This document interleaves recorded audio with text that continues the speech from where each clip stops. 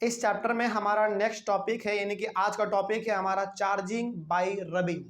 देखिए, charging by rubbing का simple सा मतलब हो गया, जब हम लोग दो ऑब्जेक्ट को आपस में रब करते हैं, रब का मतलब रगड़ना, जब हम लोग दो चीज़ों को आपस में रब करते हैं, रगड़ते हैं, तो उसमें ना चार्ज प्रोड्यूस होता है। चार्ज प्रोड्यूस होने का मतलब क्या है? Electric charge. और इलेक्ट्रिक चार्ज का मतलब क्या है?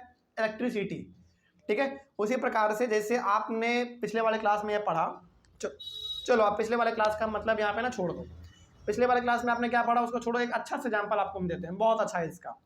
हम लोग ना बचपन में क्या करते थे, अपने स्केल को अपने सिर में रगड़ते थे, या फिर बचपन में हम लोग अपने पेन को अपने सिर में रगड़ते थे। रगड़ने के बाद क्या करते थे, एक पेपर का टुकड़ा हम लोग छोटा छोटा कर देते थे और उसमें हम लोग सटाते थे। आप देखते थे कि आराम से वो सट भी जाता था, है ना। इसका मतलब है कि आपने अपने सिर में जब स्केल को रगड़ा, स्केल में क्या प्रोड्यूस हो गया? इलेक्ट्रिक चार्ज, यानी कि इलेक्ट्रिक करंट पास हो, उसमें इलेक्ट्रिसिटी आ गया।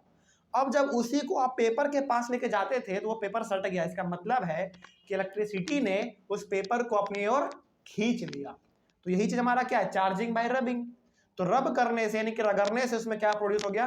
चार्ज प्रोड्यूस हो गया। और चार्ज का सिंपल सा मतलब है इलेक्ट्रिसिटी, सिंपल सा। ठीक है, आगे बढ़ते हैं। इसमें क्या क्या लिखा हुआ है देखते हैं। अच्छा, चार्ज ऑब्जेक्ट का मतलब क्या हो गया? जैसे हमने यहाँ पे अपने सिर में रगड़ा किसको? स्केल को, तो स्केल हमारा क्या कहलाएगा? चार्ज ऑब्जेक्ट कहलाएगा, क्योंकि स्केल हमारा क्या हो गया? अब चार्ज हो गया, उसमें इलेक्ट्रिसिटी आ गया। इसका मतलब वो हमारा कैसा ऑब्जेक्ट है? चार्ज ऑब्जेक्ट है। तो an object having electric charge, electric charge का मतलब सिंपल सा क्या? इलेक्ट्रिसिटी। तो an object having electric charge on it is called a charged object, यानी कि वो ऑब्जेक्ट जिसमें अब क्या आ चुका है? इलेक्ट्रिक चार्ज आ चुका है रगड़ने की वजह से, वही ऑब्जेक्ट हमारा कहलाता है चार्ज्ड ऑब्जेक्ट। ओके, चलिए आगे बढ़ते हैं। फॉर एग्जाम्पल, एग्जाम्पल लिख लीजिए इसका। When a plastic refill is rubbed with polythene it acquires a small electric charge. यहाँ पे ना कह रहा है कि आप रिफिल को, रिफिल का जो हमारा प्लास्टिक वाला हिस्सा होता है, उसको आप किस में रब करो? प्लास्टिक में रब करो। यानी चलो आप प्लास्टिक छोड़ दो, आप अपने ना सिर में भी क्या कर लो, केवल एक बार रब कर लो, और उस प्लास्टिक के रिफिल में क्या आ जाएगा? इलेक्ट्रिक चार्ज आ जाएगा। और वही हमारा क्या कहलाएगा? चार्ज ऑब्जेक्ट कहलाएगा। सिंपल सा है। तो आप इसको भी ट्राई कर सकते हैं कि आप एक पेन का रिफिल लो और उसको पॉलीथीन में क्या करो? रब कर दो, बहुत ही जोर से पॉलीथीन के साथ उसको रगड़ दो। उसके बाद आप देखेंगे कि उस आपके पेन के रिफिल में क्या आ चुका है? इलेक्ट्रिक चार्ज आ चुका है। अब जब उसको आप छोटे छोटे पेपर के टुकड़ों के पास लेकर जाएंगे तो वो आराम से उसको अट्रैक्ट कर लेता है। ठीक है, आगे बढ़ते हैं। सिमिलरली उसी प्रकार से when a plastic comb is rubbed with dry hair it acquires a small electric charge. ये भी हम लोग किए हुए अपने बचपन में। यानी कि एक प्लास्टिक का कॉम्ब लो, कंघा जिसको हम लोग कहते हैं अपने घरों में, और आम भाषा में तो उसको हम लोग कभी कभी कंघी भी कह देते हैं, है ना। तो व्हेन अ प्लास्टिक कॉम्ब, यानी कि प्लास्टिक का जो आपका कंघा होता है, फिर कंघी जो भी आप कहते हैं, उसको आप ड्राई हेयर, ड्राई हेयर का मतलब सूखा बाल, सूखे बाल में आप उसको अच्छी तरीके से रब करो। रब करने के बाद आप देखेंगे कि उस प्लास्टिक के कंघे में बहुत अच्छी तरीके से इलेक्ट्रिक चार्ज आ चुका है। और जब आप उसको अब एक प्लास्टिक के टुकड़ों, मतलब कि पेपर के टुकड़ों के पास लेकर जाएंगे तो आराम से वो चिपक जाता है।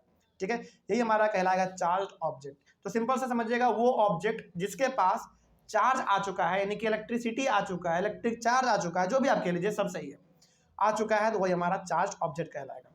आगे बढ़ते हैं। In the process of charging the refill and the plastic comb polythene and hair also get charged. अच्छा, यहाँ पे ना आपने दो एग्जाम्पल देखा। पहले एग्जाम्पल में आपने प्लास्टिक रिफिल को रब किया किसके साथ? पॉलीथीन के साथ। उसके बाद आपने प्लास्टिक के कंघे को रब किया अपने सूखे बाल के साथ। तो यहाँ पे आपका प्लास्टिक का रिफिल तो चार्ज हो गया, प्लास्टिक का कंघा भी आपका चार्ज हो गया, लेकिन यहाँ पे पॉलीथीन और क्या ड्राई हेयर जिसमें आपने रगड़ा, क्या वो भी चार्ज हुआ? बिल्कुल, वो भी चार्ज हुआ। मतलब ये हो गया कि आपने प्लास्टिक के रिफिल को रगड़ा पॉलीथीन के साथ, तो दोनों के पास इलेक्ट्रिक चार्ज गया, दोनों के पास। ठीक है, उसी प्रकार से प्लास्टिक के कंघे को आपने सूखे बाल के साथ रगड़ा, तो केवल प्लास्टिक के कंघे में इलेक्ट्रिक चार्ज नहीं गया, बल्कि दोनों में इलेक्ट्रिक चार्ज चला गया। ठीक है, वही बात इसमें कहा गया था कि इन the process of charging the refill and plastic comb, यानी कि प्लास्टिक कॉम्ब और रिफिल को जब आप चार्ज कर रहे थे रगड़ रगड़ के, तो polythene and hair also get charge, तो पॉलीथीन और आपका जो सूखा बाल था वो भी चार्ज हुआ, मतलब दोनों चार्ज हुआ आपका, ठीक है। आगे तो अब यहाँ पे हमारा अनचार्ज ऑब्जेक्ट क्या कहलाएगा, देखो an object having no electric charge on it is called an uncharged object। देखो बड़ा सिंपल सा है, चार्ज ऑब्जेक्ट का मतलब हो गया जिसके पास चार्ज है, और अनचार्ज ऑब्जेक्ट का मतलब हो गया जिसके पास कोई चार्ज नहीं है। सिंपल सा, आप इसको ऐसे याद रखिएगा, ठीक है। आगे फॉर एग्जांपल अनचार्ज ऑब्जेक्ट का भी एग्जांपल देख लेते हैं। जैसे देखिए, if we take a glass rod and bring it near some tiny pieces of paper, it will not attract this tiny pieces of paper. बड़ा सिंपल सा, देखो आप क्या करो, if we take a glass rod, यानी कि आप क्या करो, सिंपल सा एक ग्लास का रॉड ले लो, मतलब ग्लास का रॉड का लेने का मतलब है कि ग्लास का एक टुकड़ा ले लो आप, सिंपल सा। तो आप ग्लास का एक टुकड़ा लो और उस ग्लास के टुकड़ों को आप किसके साथ लेकर जाओ, पेपर के छोटे छोटे टुकड़ों के पास लेकर जाओ। आप देखेंगे कि वो पेपर को अट्रैक्ट नहीं कर पा रहा है। यहाँ पे रगड़ना नहीं है, सिंपल सा समझिए, आपके पास एक ग्लास का टुकड़ा है, उसको कुछ मत करो, सिंपल सा आप वो ग्लास का टुकड़ा लो और पेपर के छोटे छोटे टुकड़ों के पास लेकर जाओ। क्या वो पेपर उसमें चिपकेगा? बिल्कुल भी नहीं। इट मीन्स हमारा ग्लास का टुकड़ा क्या था, अनचार्ज ऑब्जेक्ट था, उसमें चार्ज है ही नहीं। और जब चार्ज है ही नहीं तो क्या वो अट्रैक्ट करेगा?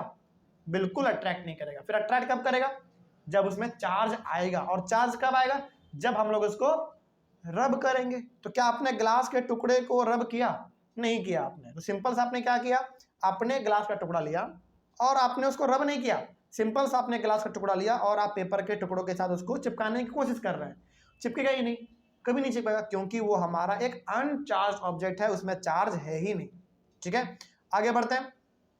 बट लेकिन if the glass rod is first rubbed with a piece of silk cloth and then brought near the teeny pieces of paper, then the glass rod attracts the teeny pieces of paper towards itself। इसका मतलब क्या हुआ?